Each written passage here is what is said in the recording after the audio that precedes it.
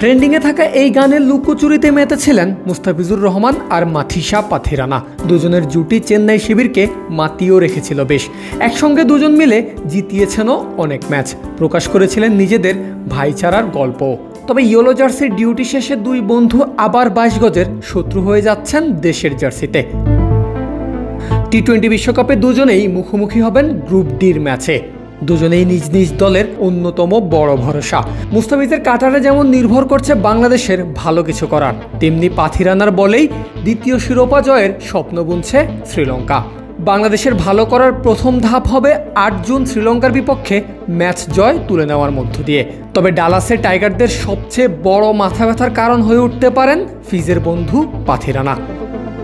গেল আইপিএলটাও মুস্তাফিজের চেয়ে ভালো কাটিয়েছেন লঙ্কান এই পেসার। পিচ যেখানে 9 ম্যাচে নিয়েছেন 14 উইকেট, সেখানে 13 উইকেটের জন্য পাথিরানা খেলেছেন 6 ম্যাচ। ইকোনমিতেও এগিয়ে এই লঙ্কান। ফিজের ইকোনমি 9.26 আর পাথিরানা বল করেছেন 7.68 ইকোনমিতে। ডেথ ওভারেও মুস্তাফিজের চেয়ে বেশি ইফেক্টিভ ছিলেন এই লঙ্কান পেসার। ইয়র্কারের বিশেষ দক্ষতাই এগিয়ে দিয়েছে পাথিরানাকে। বোলারদের তুলোধুনো করা আইপিএলও তাকে খেলতে বেশ বেগ পেতে হয়েছে নামি দামি ব্যাটারদের। নগদে 500 টাকা বা তার বেশি পেমেন্টে পেতে পারেন ঢাকায় জমিসহ 20 কোটি টাকার পুরস্কার। এছাড়াও পাথিরানার মতো একই অ্যাকশনে বল করা পেসার নুয়ান তুষারাকেও বিশ্বকাপ স্কোয়াডে রেখেছে শ্রীলঙ্কা। দুজনের বিশেষ এই দক্ষতার উপর বিশ্বাস রেখেই নিজেদের দলের বোলিং লাইন আপকে সেরা বলছেন শ্রীলঙ্কার প্রধান নির্বাচক উপল থারাঙ্গা।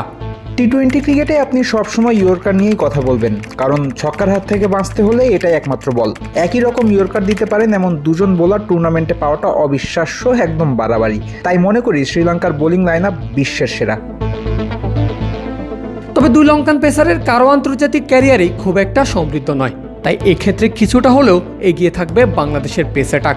তবে শ্রীলঙ্কার সর্বশেষ বাংলাদেশ সফর বিবেচনা করলে পাথিরানাদের বোলিং বেশ ভালোভাবেই গলার কাটা হয়ে দাঁড়াবে লিটন শান্তদের সামনে। পারভেজ আল হাসান, ক্রিক ফ্রেন্জি।